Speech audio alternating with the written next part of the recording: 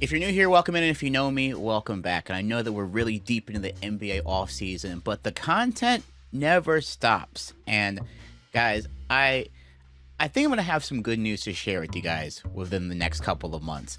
I'm excited, and I hope you're excited. Today, we're going to be doing a video talking about how I think the league's watchability scale will be going into this season. For those of you that are new here, hi, my name is Kofie Yeboah. I am a sports and video game content creator. I do a lot of deep dives on my main channel, Kofie. This is my second channel, More Kofie. And I have a third channel, which is Where is Kofie, which is my travel channel. If you want all of those videos in one nice little feed, I have a podcast feed for that now. So if you like everything in one place, feel free to go check that out.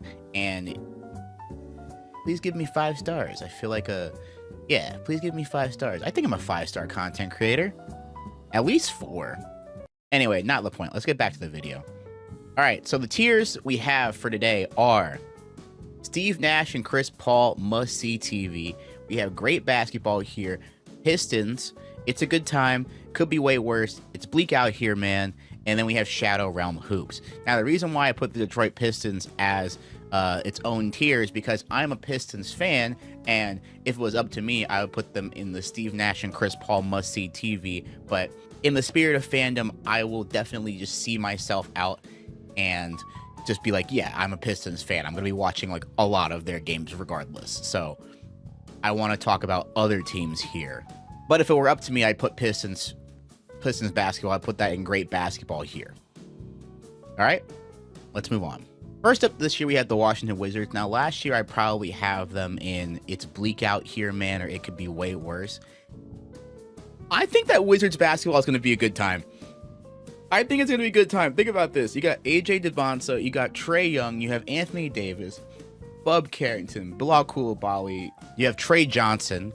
Now, I know that we're going to have negative points for DeAndre Ayton, but I think that Wizards basketball is going to be fun because, again, Trae Young is one of my favorite players. I gotta say that out the gate. But one thing about him, love him or hate him, you can't say that he's not electric hoops. Like, he's electric hoops.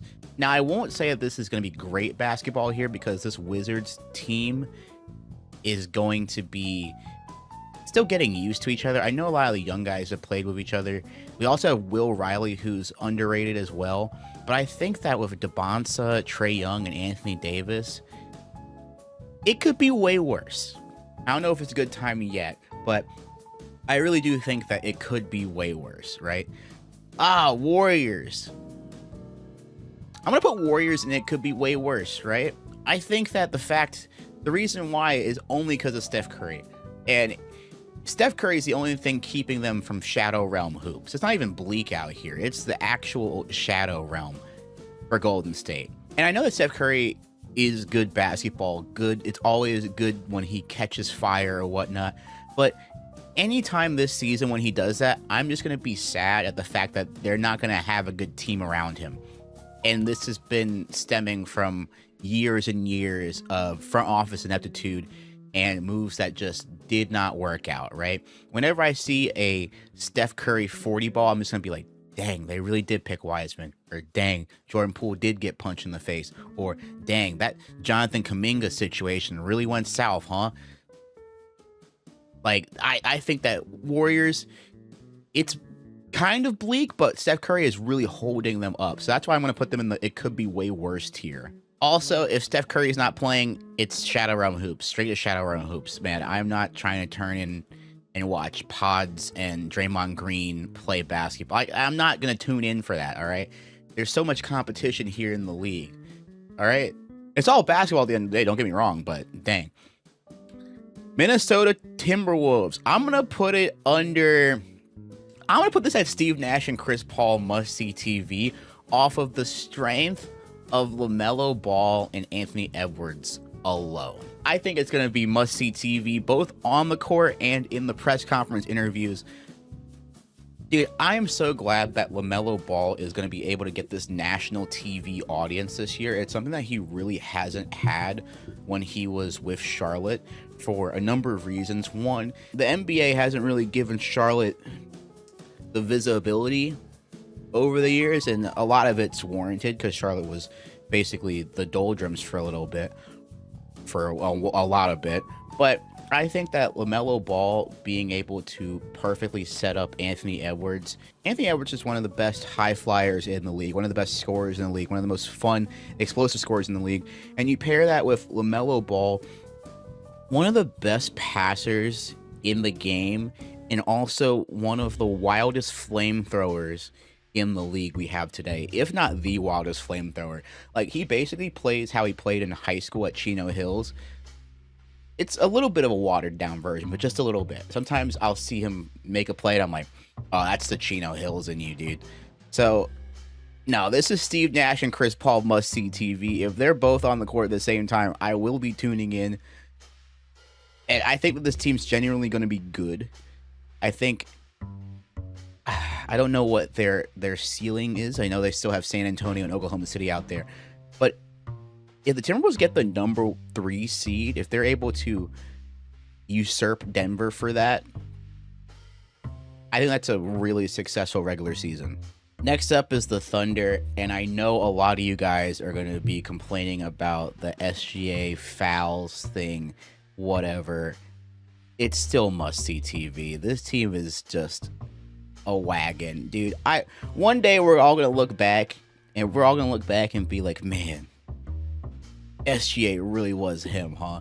And I feel like it's one of those things where I could talk about this in another video for a long time, but I feel like we have held on to this older NBA generation for so long that there has been a shadow generation of NBA hoops that is not getting the credit that they deserve.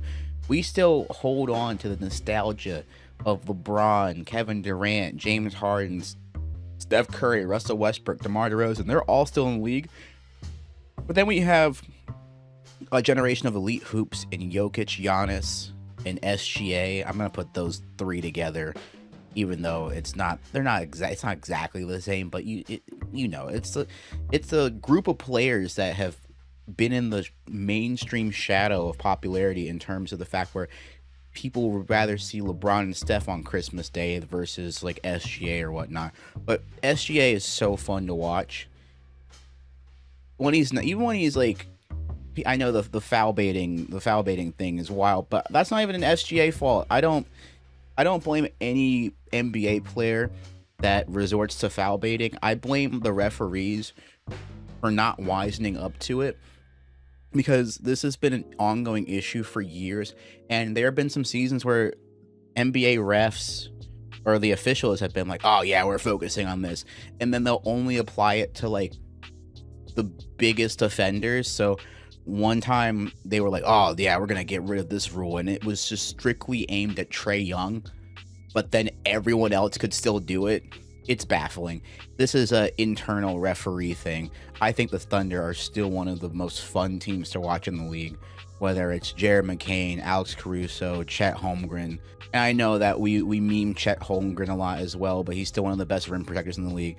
It's absolutely fun basketball, and I think that the absence and departure of Lou Dort is going to make this team even more watchable.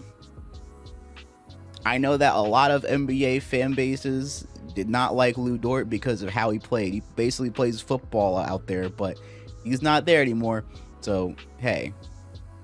Phoenix. Interesting. Phoenix. Okay, Phoenix is interesting because you have Devin Booker still. You have Dylan Brooks, who is a fun watch when it's not against your team, right? You have Jalen Green, who is still interesting as a scorer. You have Malawak, who had a Summer League highlight reel where people were like, oh shit, like this is serious. He could be really good. So you have all those bright spots there, but on the flip side, you have Miles Bridges, and that just goes like the Price is Right womp womp horn. I'm not tuning in to see that, all right? So I'm going to have the Phoenix Suns roster as it could be way worse, but the Bridges deduction, I'm not having a good time. That's straight up it. And I'm sorry, Booker fans or whatnot. If he was on your team, you'd be in It's a Good Time, I think. But other than that, oh, also Isaiah Livers tax. You guys still have him on your roster, I think. So, actually, I don't know if you have him on your roster. Either way, he's in your organization. And that's enough for me. All right, next up, the Spurs. Spurs are going to be must-see TV. I know that we're going to meme De'Aaron Fox into oblivion, but this is a team that just made the finals, and they're not going anywhere, man. When you have Stephon Castle, when you have Dylan Harper, when you have a flamethrower in Champagny and Devin Vassell, like, a lot of people are coming back, and I didn't even mention Wemby, right? Wemby is going to be must-see TV for at least 15 years if he stays healthy. And not only that, they got my boy Tobias Harris. In addition to that, the Spurs are adding rookie Jaden Quaintance. Hey, Raleigh native. Raleigh be the city.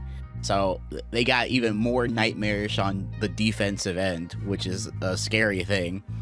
Oh, it says his birthplace is Ohio before he attended Word of God in Raleigh. So I can't claim him as a North Carolinian. All right, I'm sorry to Ohio. I know we have the great Ohio North Carolina beef because of Steph Curry and everything, and then you have the first in flight, the stuff. I'm only talking 2 states right now. Let's get back to the video. Main deductions here for the San Antonio Spurs, if any. I don't like watching Luke Cornett play basketball. Don't like watching Harrison Barnes play basketball. The Harrison Barnes is because he went to UNC. Luke Cornett is self-explanatory. I did not watching him get deep fried during all the minutes of the NBA Finals reminded me of when the Miami Heat tried to put out Cody Zeller in the Nuggets series, and it just did not work. Like, you could not get Bam a rest, you could not get Wemby a rest in that series, or else it was just going south for you. But the Spurs, despite all that, I didn't even talk about Carter Bryant. Despite all of that, Spurs are still going to be must-see TV. And I know that we all meme on De'Aaron Fox. And I even was like, when he did that move in Game 4 where OG blocks him, there's a part of me in the back of my head that I'm like, okay, De'Aaron Fox is recovering from his injury right now. And also, this is the first off season where him and Wemby are able to play together, because last year Wemby had the blood clot during the offseason as well. So I think that this Spurs team is going to come back with a regular season vengeance. And they're playing, I'm sure that they're going to be playing the Knicks finals games in their locker room a lot. All right. Maybe it's going to be like when the San Antonio Spurs got their get back the year after they lost to the Heat, and like Coach Pop, I think he like kept playing the Heat finals, and that team was just a monster to be reckoned with. But yeah, Spurs must-see TV in my book. All right, next up, 76ers also going to be must-see TV, and that's going to be obvious. First of all, you get the LeBron boost. First of all, good or bad, this is going to be hilarious to watch at times, I think. Because one, you're going to have Joel Embiid, you're going to have Jaylen Brown, you're going to have Tyrese Maxey, and you're going to have KCP. It's a very top-heavy team, but that's fine. And it's cool that you get the ultimate basketball Swiss Army knife in LeBron James for the vet minimum. It's not even the LeBron James. It's not even for this free agency decision for LeBron James. It's not even that he chose Philly that pisses me off. It's the fact that finally, after all these years, LeBron James takes a vet minimum. And I thought that my team had no chance because of the money aspect of it, but no, you get the It's Always Sunny discount over there. I don't know. I'm just being bitter. My team's in the Eastern Conference, okay? I'm not going to have comfort all year. But this team is going to be fun no matter what, where it's going to be Embiid, Brown, Maxey, Edgecombe. And I think the important thing about having Brown, Braun, and Maxey and Embiid is the fact that during this regular season, they don't all have to play all the time, right? I think that even if Joel Embiid plays 41 games in the regular season off some like minutes restriction stuff, off of sub A, wellness of life stuff, I mean, he is 32. Jaylen Brown would be more than happy to be able to take the reins for certain games or whatnot. Same with Tyrese Maxey. I think that there's only one ball thing is not going to be an issue, because you have LeBron James, who has been begging. He's been begging to have a reduced role like this for a long time. Okay, and he kind of had it last season with the Lakers in terms of like Luka and Austin. They're going to be whatever, but LeBron James is the best passer on this team. And I think that we've never given, well, I'm going to say never, but I think that we don't give Tyrese Maxey enough credit for how good he is on ball. He's a very good backdoor cutter, and his speed is very hard for people to keep up with all the time. I think the main thing would be Jaylen Brown's tunnel vision he has a tendency to do sometimes, but I think that that's going to be easily rectified by the star power, and then VJ Edgecombe, absolute dog, rooting for you. And then you got Phylon Jr. as well as another rookie. This team is going to be fun. This team is going to be fun. This team is going to have high expectations in terms of the fact where it's like, I'm glad it's not my team, because having a team with high expectations, that's never fun. But it's not my team, not my problem. I'm going to have a great time watching this team. The Rockets. Ooh, the Rockets are intriguing. The Rockets last year had to play an entire season without basically without a point guard, right? Fred VanVleet was going to be like their point guard. He's going to be their leader, whatever. He's injured for the entire year. So that leaves the Rockets like kind of just like, oh no, that was it, right? But this year you have Durant, Şengün, Fred VanVleet, Jabari Smith Jr., Steven Adams is back, one of the best offensive rebounders in the game. Of course, you have one of my favorite players, Amen Thompson, and I think that Reed Shepherd's going to be good as well. I think this team at its best can surprise some people, but I could definitely see this going up in flames and Kevin Durant asking for a trade mid-season. But I do like the Rockets. So I'm going to say right now, it's a good time. I think that there's enough basketball here for it to be a good time. There's enough here. However, oh, this is tough actually, because there's a part of me that's like, I don't know which is going to be more watchable, the Rockets or the Wizards. I think the Rockets might be, this could be way worse. Yeah, I'm going to put them in this could be like, because Kevin Durant is fun. Şengün gives Rockets fans Şengün and Jabari Smith Jr. and yeah, I'm gonna put it could be way worse right here. Yeah, I talked myself out of it with the Wizards. I saw the Wizards, I'm like, there's nothing that really convinces me that the Wizards are gonna be less fun of a watch than the Houston Rockets. And that's positive to the Wizards, what they got going. I think that the Wizards have a lot of potential to have a lot of fun basketball. They might not get a lot of wins, but we're going to see a lot of highlights.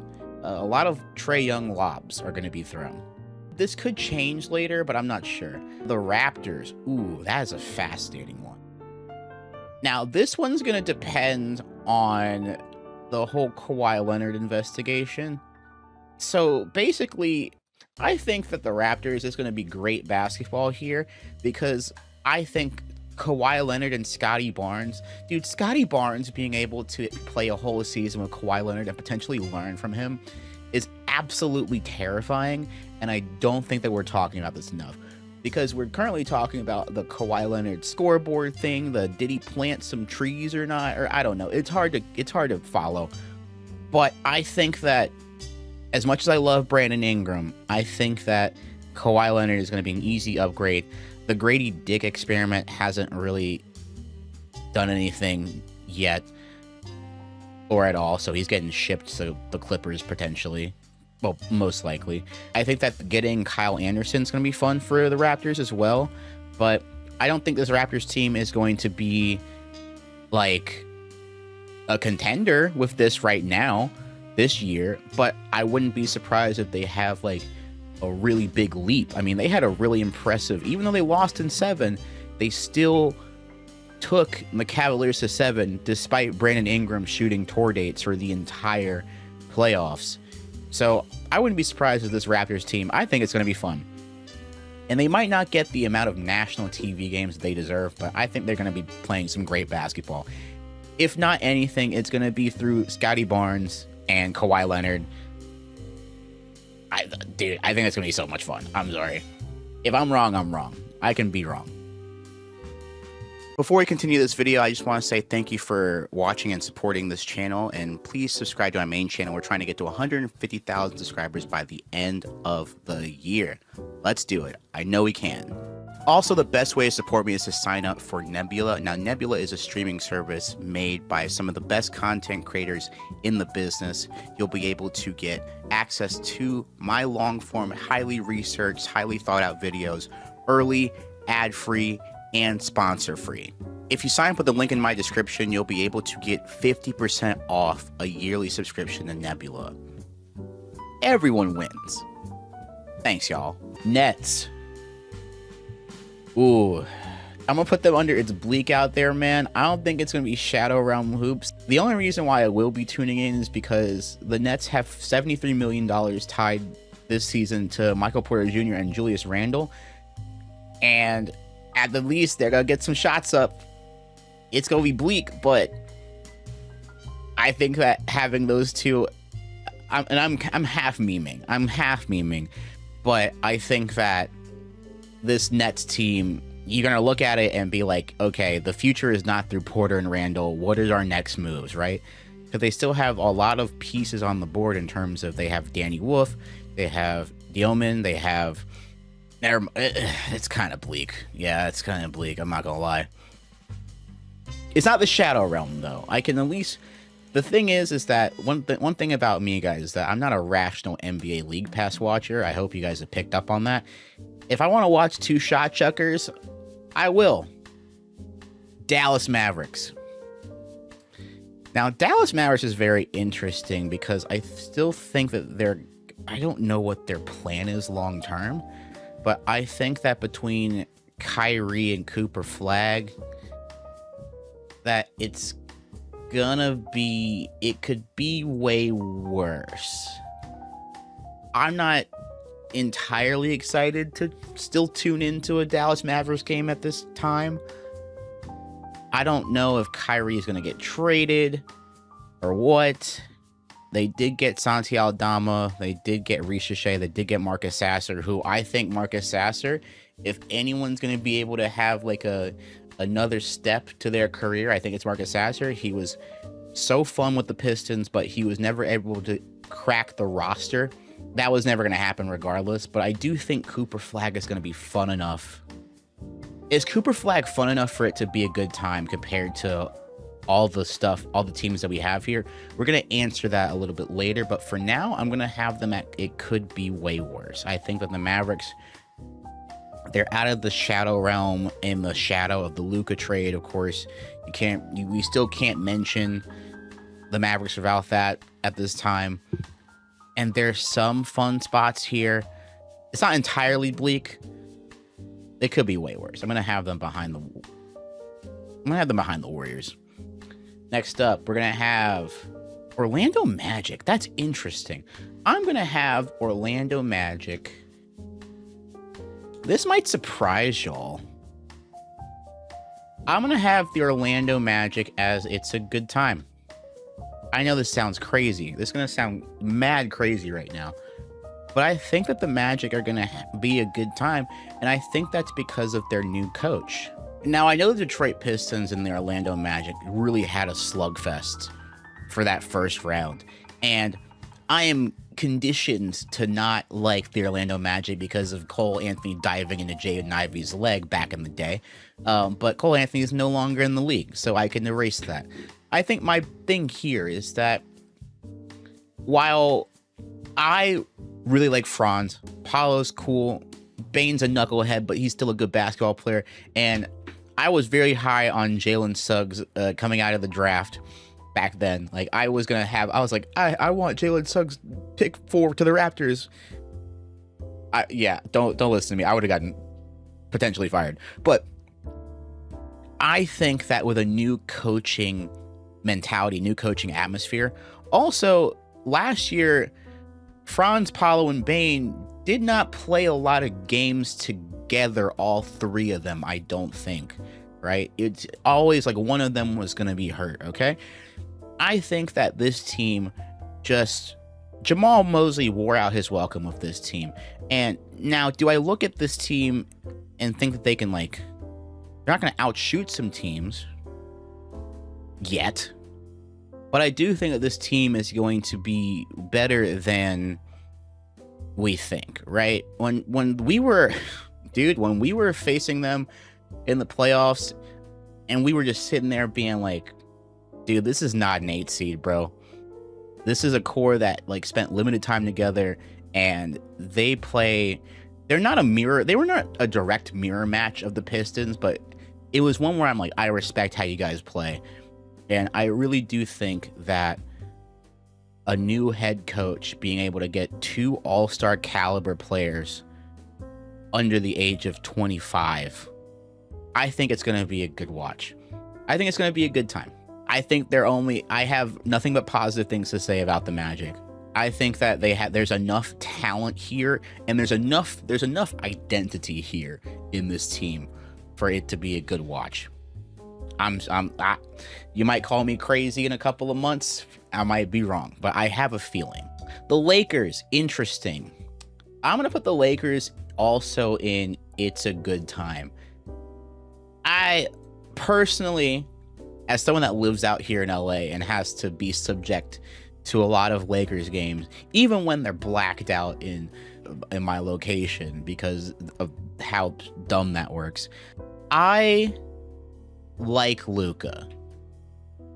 I like watching Luka play. I don't like watching Luka play every game. This is going to be really hard to explain as someone that put SGA up in Steve Nash and Chris Paul must-see TV. You know what? I'm going to put...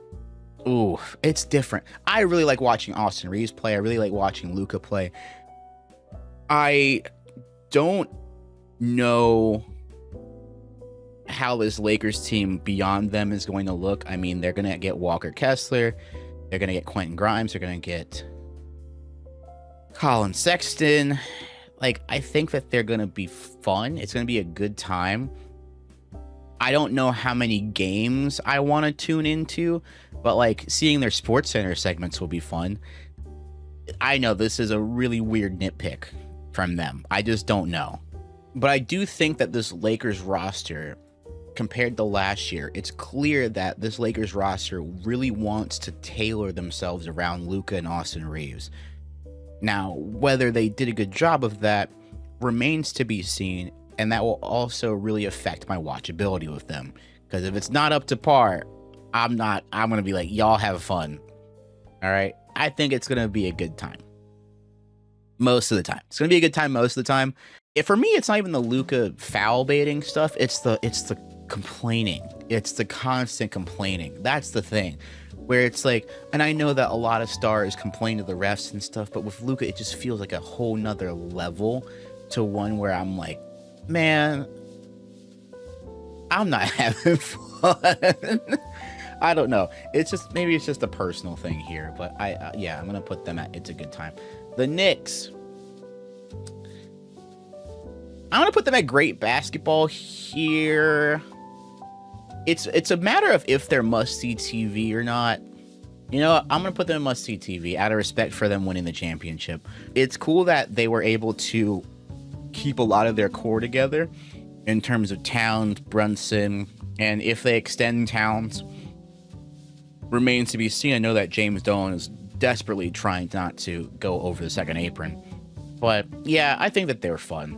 The playoff version of them was fun. Right, the playoff version where they lost 2 games to the Hawks and then absolutely went on a tear. That was must-see TV. My thing is, are we going to see that version of the Knicks in the regular season? That's a very high bar to keep up with, but I'm also realizing that I'm not being fair. And I think that Brunson, while I am a Pistons fan and I'm conditioned to be like a hater, Brunson is really fun to watch. And another thing about this is that 2 years ago, I think that Brunson was way more of a draw fouls guy or whatnot, but that's kind of subsided a little bit more. So it's more like it's a more ethical watch with Jalen Brunson, and then of course my guy Jose Alvarado. I have a friend. There's a lot of Knicks fans out here in Los Angeles. There's even a New York Knicks bar out here. But I got a friend that when Jose Alvarado joined the Knicks, I was like, bro, he's gonna win you a playoff game. He's gonna win you a playoff game, and yeah, okay, Knicks must see TV. Steve Nash, Chris Paul must see TV. I apologize for trying to put you guys in great basketball here. Anyway, Sacramento Kings, Shadow Realm Hoops, buddy. Darius Acuff, he is not your savior. Not this year. Not this year. Yeah, dude. I think a lot of people saw this coming, but I saw the news that the Kings don't want to move on from Zach LaVine, right? Now, the Kings, to their credit, they already waived DeMar DeRozan. They're already like, hey, we'll take the L on this. They have LaVine, Sabonis, Keegan Murray, DeAndre Hunter, Maxime Reynaud. I hope I'm pronouncing that correctly. But the good news here is that this is a team where Darius Acuff is immediately going to be looked on and be like, hey, we need any production that we can get out of you right now. So that's the good news long term. The bad news is I don't know what there's. Dude, this is a team that won 22 games last year, and I think they got worse. Right? At least last year, you were able to get regular season minutes eaters out of Russell Westbrook and DeMar DeRozan and whatnot. But, dude, I can't believe Malik Monk is still on the Kings, bro. I cannot believe he's still on the Kings. That upsets me, actually. Bro was in trade talks. He's been in trade talks for 2.5 seasons. And instead of being able to be... he was rumored to be a Piston for a little bit. I was excited. But instead of that, he has to waste away in Sacramento currently. Oh, dude, it's all bad, bro. It's beyond bleak out here. At least with the Nets, I get Michael Porter Jr. and Julius Randle hoops. But knowing that Sabonis is not going to play... Sabonis is a dribble handoff guy, but he has no one to dribble handoff with right now. Except for Acuff, so they're going to be developing that chemistry, which is not going to be fun. This team has 0 rim protection, I don't think. Well, this team has a negative rim protection. Last year they did, and now this year, the Keegan Murray thing hasn't really gone... Like, it's gone okay, but, like... No, I don't see this team being this good at all. It sucks, man, because I think the Kings took a couple of swings over the course of the years, especially after Steph Curry dropped 50 on them in a Game 7, the Kings tried to upgrade, and then they just went the wrong way. But yeah, this is Shadow Realm Hoops right for now. The Utah Jazz. This is interesting because what you got here is an interesting collection of people. You got Jaren Jackson Jr. and Lauri Markkanen, Ace Bailey, Keontae George, Ice Bryce, Isaiah Collier, Darren Peterson, right? I think that the Utah Jazz have enough young talent. Lauri Markkanen's almost 30, but everyone else, they have enough young talent for this to be like, I think it could be way worse, man. It's not looking bleak anymore, man. I think that being able to get Darren Peterson in this draft, it's going to answer some questions for sure. Whether, if George, Bailey, and Peterson and Sensabaugh, if there's enough room, and if there's an odd person out, who's it going to be? I think that there's going to be a lot of room to figure that out. And I think that there's a lot of different lineups that you could put out here with Lauri Markkanen and Jaren Jackson Jr. Two big dudes that could actually stretch the floor. Right? Now, are you going to put just the two of them together? Or are you going to try to get a not triple big, but like a go big lineup, right? I think that there's definitely some potential with that. I think there's a lot that you can do here. I'm really curious to see how the Jazz do that. And again, I mean, Will Hardy's been here for a while, and I think that we're definitely going to get more answers with the Jazz than whatever was happening last year. So I'm going to put them in. It could be way worse. Charlotte, it's not bleak. Not bleak is not fair. I think this team is going to surprise people. I think they tried recreating LaMelo Ball in the aggregate, and I think it could be way worse. I do think that they're going to get and a rude awakening early on in the season when they realized just how much LaMelo Ball was a playmaker for them. But I do think that the hard way, a lot of these Hornets are going to be, they're going to learn how to fend for themselves, right? I think the Hornets really chose here. They got Christian Anderson in the draft, and they have Kobe White here. So as Kobe White as the point guard of the future, you got Con Knipple, who I feel like Con Knipple and Brandon Miller are going to be able to experiment more with self-creation, even more so with self-creation. And they also, underrated thing is they got 3-point shooting from Naz Reid, Grayson Allen, and Royce O'Neal in the offseason, which I think is really going to make up for the amount of threes that LaMelo Ball took per game. And it's going to be better shot selection too. So while this team is not going to be as fun as the LaMelo Ball Hornets, I understand the moves. Also, you got Diabate and Kalkbrenner. Like, this team is not going to be like highlight reel on paper as much, but I understand the moves that they tried to do, and I don't hate it. It could be way worse. Miami Heat. It's going to be a good time. I won't have it under great basketball because I do. I'm conflicted because it's going to be great basketball, but I don't want to watch it. I'm not interested. It's hard. It's hard because I know Giannis is great. I know Bam is great.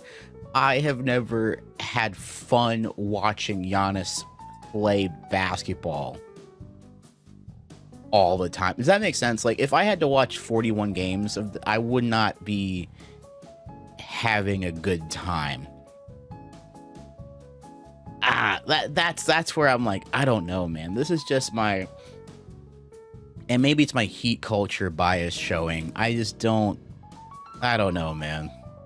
I think Davion Mitchell is going to be fun. I just don't know how good this team's offense is going to be. And offense really means a lot to me in the grand scheme of things. I think that Giannis and Bam are going to be good, but I just don't think it's going to be, I don't think it's going to be, I can't put it in great yet. I just can't put it in great. I just don't. Especially if the supporting cast is what I'm looking at currently. Hawks. I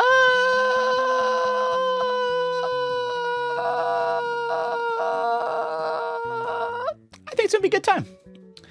I think the Hawks are gonna be a good time. If not anything, I really do like what they did with their offseason. Okay, with their offseason, they got Kingston Fleming, Dyson Daniels, and Lou Dort, bro. Have fun trying to dribble, bro. And on top of that, you got Nickeil Alexander-Walker and Jalen Johnson still. I'm just a big supporter and big fan of Jalen Johnson as a basketball player. You got Onyeka Okongwu still. I can't believe Okongwu's only 25. You would think that with how long he's been on this Hawks team that he'd be 28 or something. No, just 25. Also, being able to get Aaron Wiggins from the Thunder. You still have Mo Gay. I think that this team is going to be a good, fun team. I think it's going to be a good time. I don't know if it's going to be a great basketball, but I think it's going to be a good time. You know what? Should I put Lakers under great basketball here? We'll see. Memphis Grizzlies. Respectfully, I have to put it at its bleak out here just for now. I don't think it's the Shadow Realm, right? Like, I don't think it's the Shadow Realm completely, but you can't have this many in the it could be way worse, and the Grizzlies are in a not a worse situation, but in a couple of years, actually in 1 year, it's going to be like they'll make the Jazz leap here, but I'm not really excited for if it is what I think it is, man. I think that Grizzlies fans, it's potentially possible that Grizzlies fans are going to be subjected to Jeremy Grant first option hoops for the entire season. For at least the first half of the season, potentially. I'm not exactly sure, but I'm looking at this roster right now. It's definitely a possibility. And no offense to Jeremy Grant, but whenever Jeremy Grant has been a number one option on an NBA team, the outlook has been bleak, and it's no fault to his own. That's just what the situation is. I think the Grizzlies did a lot of good things in terms of trading for Isaiah Stewart, in terms of drafting Cam Boozer, who I think will be the Rookie of the Year. I just think that currently, it's going to be a growing pains rookie year. It's going to be a growing pains year overall. I think that Cam Boozer is going to adjust pretty well, actually. But this all rides on if Zach Edey stays healthy. I think that will be the main difference. And this will be a year where it's like, hey, it's going to be rough out here, but like it could be way worse. So I'll have it at that. Clippers, I'm also going to put that in bleak. I'm going to put that in bleak because I just don't know. I think that this is a reset. It's a reset, but it's a reset after the Paul George trade, the Kawhi Leonard trade to the Raptors that's still pending. The Clippers, yeah, they clearly lost that trade, and they're going to have to find a way to recover somehow. They have fun players where it's like Darius Garland, but they got Keaton Wagler in the draft. But I just think that the cloud of the Paul George trade and the Kawhi Leonard era, it's not going to go away for a couple of seasons. That's why I have them in pretty bleak. All right, Celtics. We have first option. Well, Jason Tatum was always the first option, but we have Jason Tatum kind of, sort of being the de facto one. You know, Celtics, you could always argue 1A, 1B, whatever. De facto one, Jason Tatum. I think that's going to be great basketball no matter what. And as a Celtics hater, no matter what happens, it's going to be great for me. It's either going to be fun basketball or I get to watch the Boston Celtics crash and burn, okay? Now, Paul George is going to be 36 or 37 or whatnot. So, but I still think that this Missoula Ball Celtics team will be fun to watch. And I think the main person to watch, obviously, is Peyton Pritchard to see if he makes that kind of a leap. And I know that this team, you know, Celtics fans are going to be like, oh, we could have had Giannis. I think that this team could still do great things. Or at least be a great watch. It's either going to be a great watch or a great hate watch. All right? Yeah, if Celtics are here, then I had to put Lakers here too. Yep. I've just made that rule. As much as I don't like Luke complaining, I can't put Celtics and Lakers not in the same tier at this point in time. Alrighty, Cleveland Cavaliers. Cleveland Cavaliers didn't really make that many changes, but I really do. I'm a James Harden fan through and through. I think that regular season-wise, James Harden and Donovan Mitchell, very fun watch. This all hinges on how good Evan Mobley can be, but I still think that it would be hard to say the Cavs aren't great basketball. I'll still watch them. I have a fun time watching them, and it feels weird to put them in the good time tier currently with how good. I mean, they made the Eastern Conference Finals last year, whatnot. I think that they're going to be good. No matter what, they'll be all right. Bulls are bleak, but with upside. It's going to be upside bleak here. Actually, no, I lied. It could be way worse, I think. And the only thing that's turning me to that is how good Caleb Wilson and Buzelis can be together. And they also got Norman Powell. So that's going to be a fun watch for me. So yeah, that saves them from its bleak. Because I don't think it's going to be bleak. I think the Bulls are going to, they're going to rattle off some highlights this year. So it's going to be a fun time. So it's not that bleak. So that's fine. Bucks. Okay. The Bucks could either be, I don't think they're Shadow Realm hoops, but I do think it's bleak. This collection of players here is, I feel bad for some players on this team, right? I feel bad for Ryan Rollins, and I feel bad for AJ Green, right? And this is going to be the post Giannis era, of course, but again, I just watched Karis LeVert on my Pistons team for a whole season.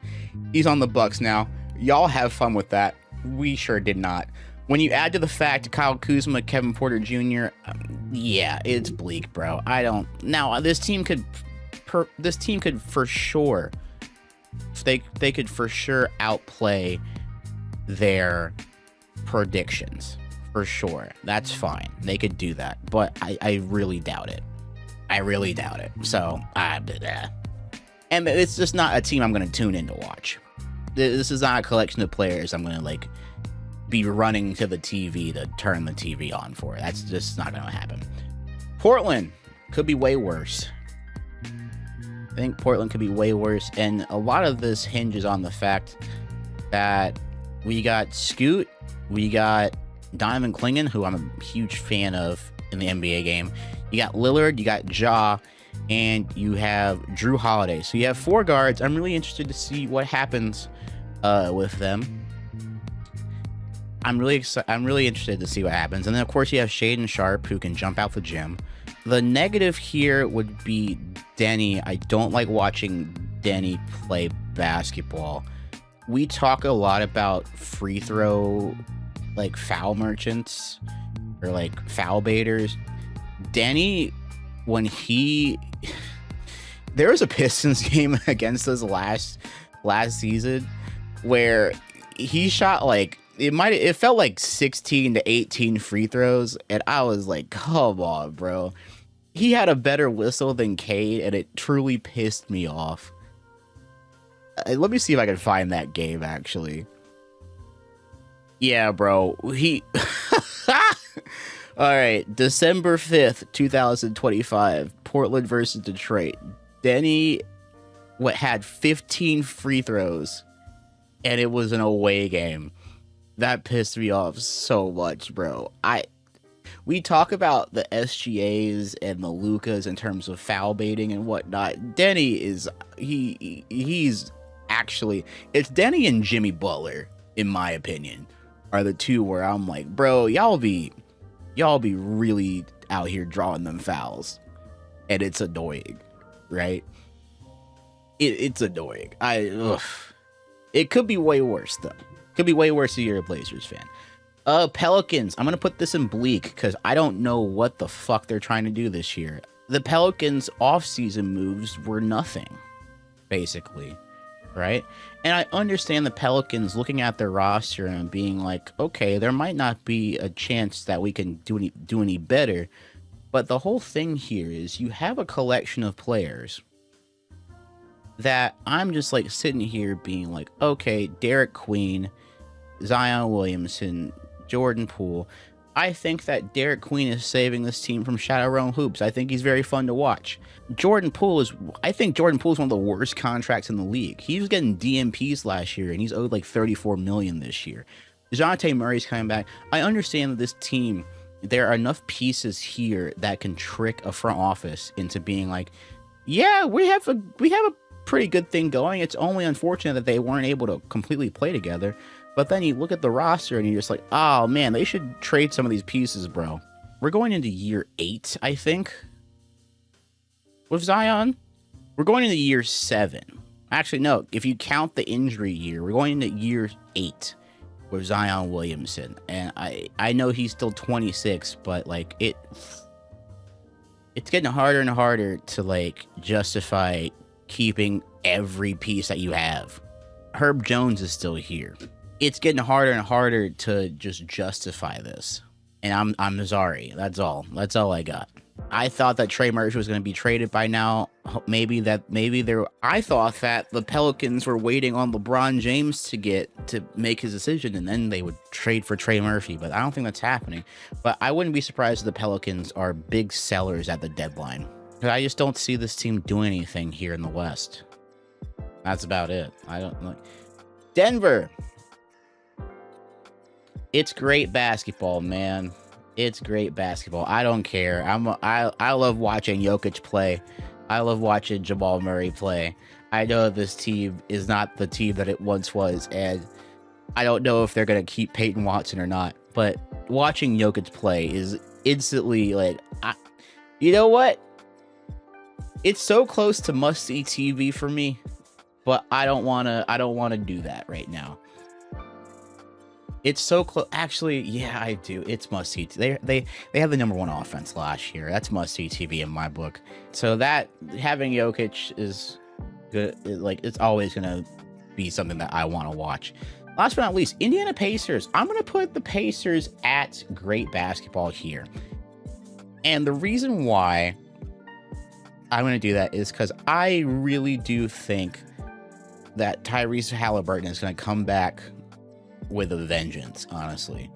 And I know this isn't the same team, but it's not the same team either, right? Where you don't have Miles Turner anymore. Tyrese Halliburton's gonna have to get used to some more players. That's fine. They got Zubac, they got Pascal Siakam, they still have Nembhard, they have Toppin, they have Nesmith.